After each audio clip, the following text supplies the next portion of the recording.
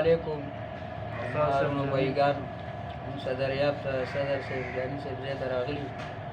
او دی وی چې یاره سویل غواړو نو موږ هم د سره ووایو تاسو هم لږ دغه کړئ تاسو راپاره سره راسئ چې عوام هم واوري صدر صاحب هم خوشحاله شروع کوو د هغې او لږ فرمیش دی دا ولکې مشره دې مسافرو ته وطنوالو ته ټپیو کا اواز بالکل احمد ګل استاد سره جوړیږي او راځي چې دا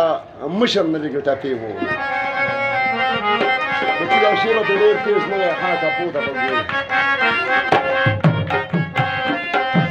چې دیو